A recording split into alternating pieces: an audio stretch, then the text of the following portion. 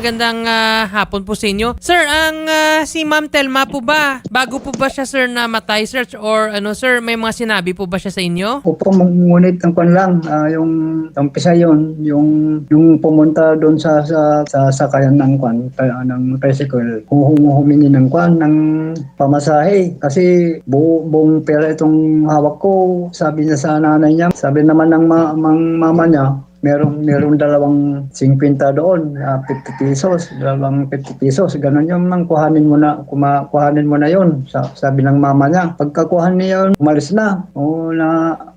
Inakon, sabi niya. Sige, May mga nasabi po ba sa inyo si Ma'am Telma kung may mga nakaalitan siya, may nakaaway po ba siya sa trabaho niya? May nasabi po ba siya? wala naman po. Wala naman. May boyfriend po ba to si Telma or may asawa? Wala naman ang pagkalam ko. Wala po naman kaming nakikita. Wala naman siyang binalita sa amin. So wala siyang boyfriend, wala din siyang asawa? Walang boyfriend siya ang pagkakalam namin. Okay. So, bali sir, wala kayo sir may naisip sir kung ano po yung motibo kung bakit po pinatay yung anak ninyo? Opo, wala kaming motibo talaga Kung ano? kung bakit pinatay yung anak ko. Okay, sige. Magandang hapon po, Senior Police Major. Sir, ano na po sir yung update dito sir sa case po ni Ma'am Telma Cachero?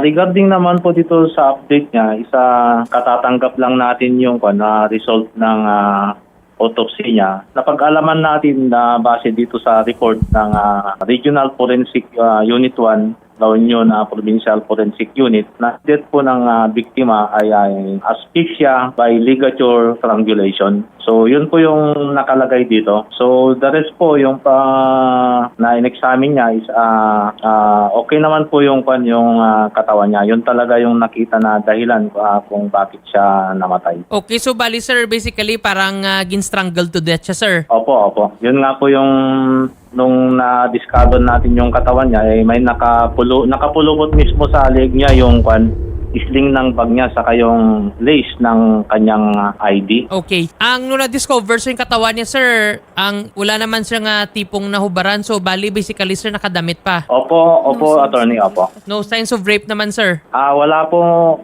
attorney, wala po. Okay, so basically sir, when it comes sa mga gamit niya, intact naman. Wala namang signs of rape. So basically pinatay lang talaga siya nga sinakal. Opo, yung nawawala lang po na gamit niya is yung cellphone. Yung cellphone na gamit niya. Cellphone, okay. May we know sir kung ano sir yung cellphone na yun sir nga nakuha sa kanya? Hindi namin. Okay. So sa ngayon po ba sir, based on yung investigation sir, may mga persons of interest na kayo sir na-identify? Yes po, attorney. Meron na po. Yun na po yung binibuild up namin. Patuloy po yung masusing pag-imbestiga namin, pagkalap ng mga ebidensya. Yun po yung tuloy-tuloy lang po. Hopefully na makakuha tayo ng malakas na ebidensya. Okay. And I understand sir, ngayon hindi nyo sir pwede ma-disclose na ngayon yung POI nyo. May we ask sir, in number sir, ilan po ba yung POI nyo sir? Isa lang ba siya? Na-isolate siya POI o kung may iba pa kayo? Or madami sir? As of now, meron po kaming isa. Okay. And if ever sir, may mga CCTV po ba doon sa area kung saan siya natagpuan? Or yung going there sa area na yan para at least baka may nakasagap sir sa mga kamera kung sino yung pumatay? Ang mayroon lang muna is yung nahigip nga na yung nakuha na rin ninyo nung papasok pa lang siya. So kaya patuloy pa yung pagbabacktracking at forward tracking ng mga namin ng mga CCTV footage dito sa area, and hopefully po na may makuha rin po kami. Sir, kung saan po ba siya sir na matay sir, no? Yung kung saan po sir last seen sir yung bangkay niya, malapit po ba doon sir sa bahay niya o kung saan po siya nakita ng CCTV? Medyo malapit ba doon na area sir? Mga more or less po, attorney, mga 1 kilometer siguro mula doon sa pinanggalingan niya sa bahay nila. Okay, so medyo may distansya. So most probably sir, nakasakay pa siya ng tricycle going kung saan yung destination niya. Yun po yung isang tinitignan namin na kung ano po yung sinakyan na sa ongoing po yung namin, yung investigasyon namin. Sige po sir. May mga witness na po ba kayo sir nga nakausap? Meron po, yun po yung namin at nagpatuloy pa rin yung investigasyon namin. Sige. Yun nga, nakita nga siya na sumakay sa motor nung bago yung pagkawala niya na araw na yun. Okay. Based po ba sir sa mga nakausap yung sir na witness sir, may mga nabanggit po ba siya sir? Kung ito si Telma po ba, may mga nakalaban po ba sa trabaho niya?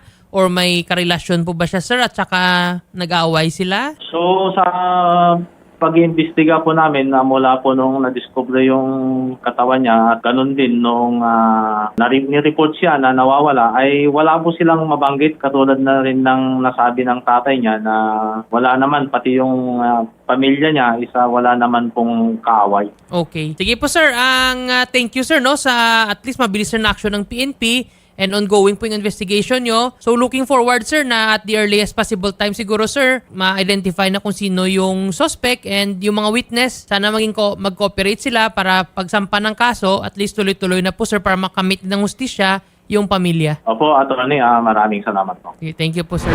Ang tight, ang Sir Telesforo. So ayan po sir, nakausap na po natin no, yung Chief of Police ng Nagilian, La Union PNP. And ongoing na po sir, yung kanilang investigation and pati yung case build up. Magbibigay po sila sir update sir pag na-pinpoint na talaga at saka na-build na po sir yung solid case sir laban sir kung sino man po sir yung pumatay sir. Okay. Opo sir, sa mga nakakita yung pagkawala ng anak ko, yung pagpatay, kung merong nakakita, sana tumistigo sila para makamit namin ang hustisya para sa karumal-dumal na pagkamatay ng anak ko.